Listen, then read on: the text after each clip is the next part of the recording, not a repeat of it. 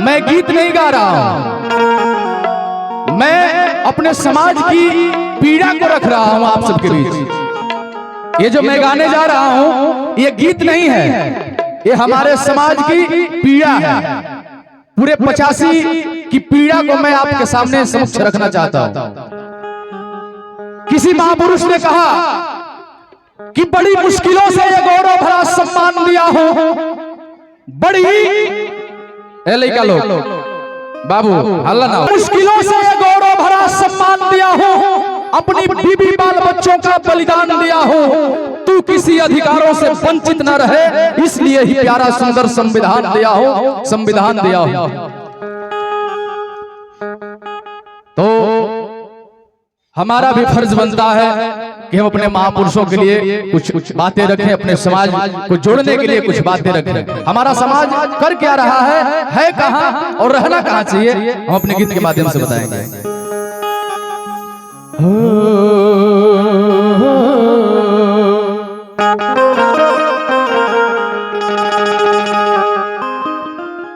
कि एकजुट हो 85 हर लाइन पे गौर करेंगे तो बात अच्छी लगेगी। कि एकजुट हो 85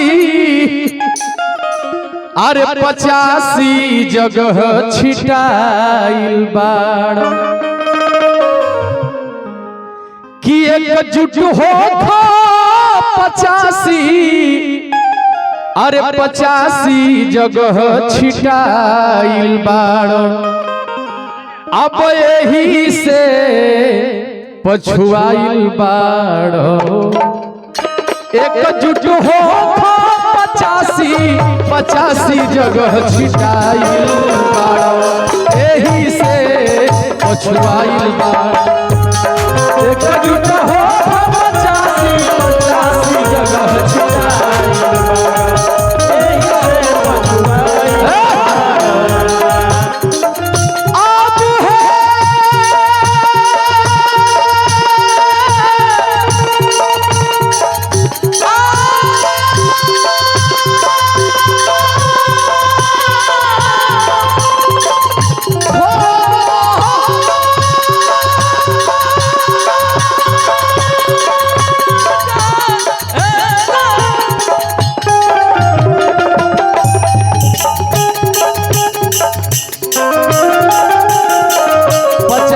जगह छिटाइल बाड़,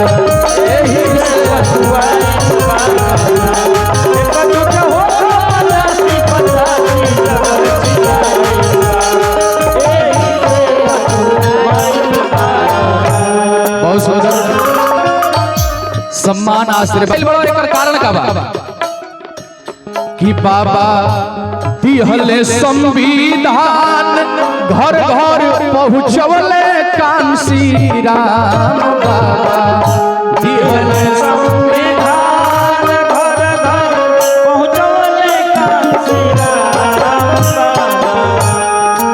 हो बाबा दिहले संविधान घर घर पहुंचवले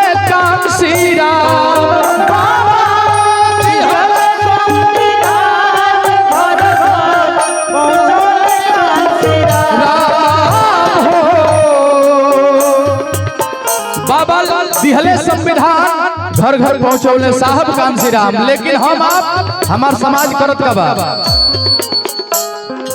कि बाकी अब हिले तू ओही जे अझुराइल बाड़।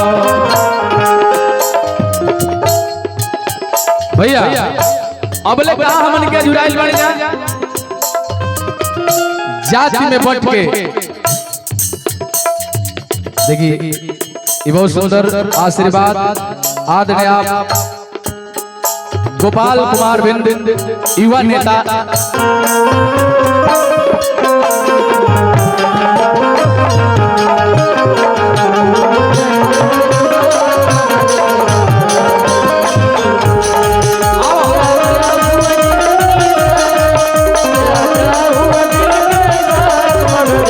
क्या बात है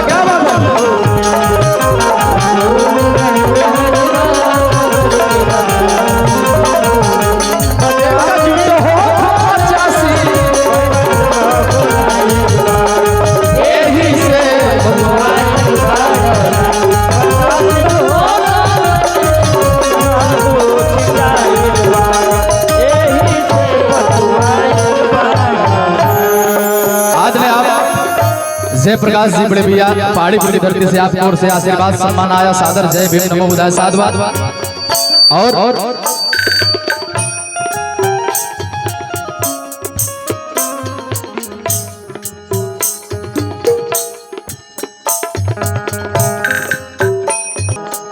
मैंने कहा कि हमारे गीत पर आप लोग ध्यान दीजिएगा। हम गीत नहीं गा रहे हैं, अपना समाज हमारा समाज किस दिशा में जा रहा है मैं वो बात बता रहा हूँ। कहना है क्या कि मनवा करना उदास सदा आई जहिया पास, मनवा करना उदास सदा आई जहिया पास, मनवा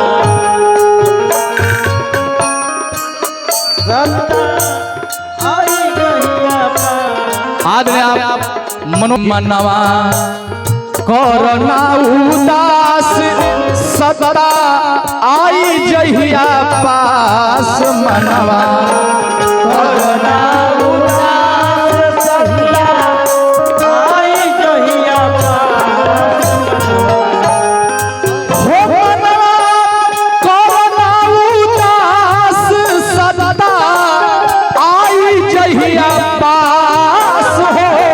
लेकिन ऐ हमारे बहुजन के समाज के लोगों, ऐ हमारे 85 के लोगों, इस शरीर को जानते हैं किस आवा किस अव्वल में इसे ढाला गया है, किस अव्वल में आवा में इसे पकाया गया है कि अव्वल आवा में तू पहिले से डलाइल बाड़ो। अच्छा लोग किसको तरह से है, हम गरीब मजलूम किसान मजदूर को आज तक कोई भी सरकार आई हो टारगेट वो बनाया गया है कि अव्वल आवा में तू अपहिले डलाइल बाड़ो, एही से पछुआइल बाड़ो। अव्वल आवा में तू अपहिले डलाइल बाड़ो, एही से पछुआइल बाड़ो।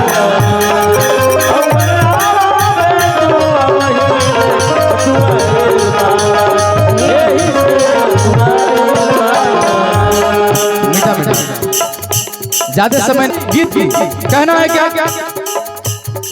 कि बतिया कहे परवेश धलो कांसी राम के भेष, बतिया कहे परवेश धलो कांसी राम के भेष, कहे हम ही नहीं कह सकते कि बतिया कहे राम प्रवेश धलो विशाल के भेष कांसी राम के भेष धलो। ये जरूरत बा आज के समय में, जरूरत उसकी है कि हमारा समाज जिस दिशा में भटक रहा है जा रहा है उसको जोड़कर एक मंच पे लाकर अपने सत्ता को काबिज करे, तब जाकर हमारा कल्याण होगा।